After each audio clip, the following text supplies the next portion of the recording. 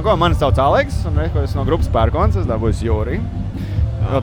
Ļoti patīkam. Nu, kā jums gāja un vai jums patika spēlēt Fonofestā?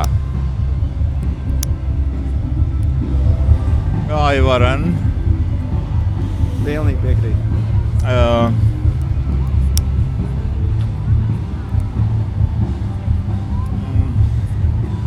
Bija ārkārtīgi jauka uzņemšana.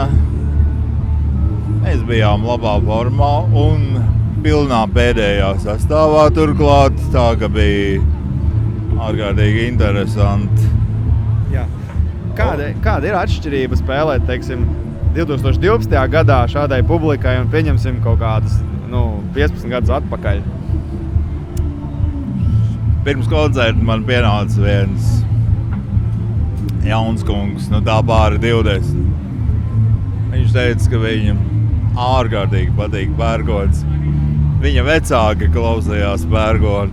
Viņš klausās. Es viņam pateicu, ka es novēlu, lai viņa bērni arī klausītu. Es domāju, ka tas ir iespējams. Jā. Jo arī man bija līdzīgs situācijas. Nebūtu solīdi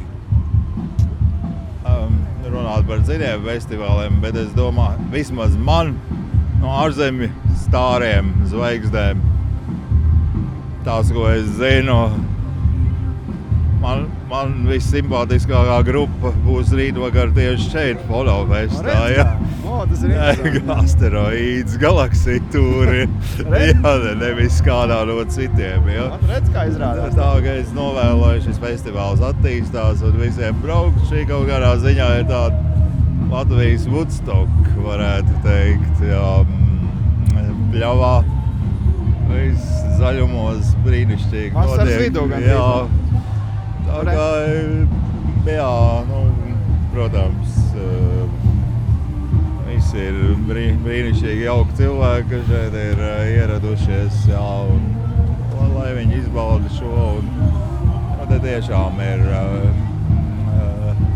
tas gan mākslinieku spektrs ir ļoti bagātīgs, dažādi stili, jā, es ar manīju.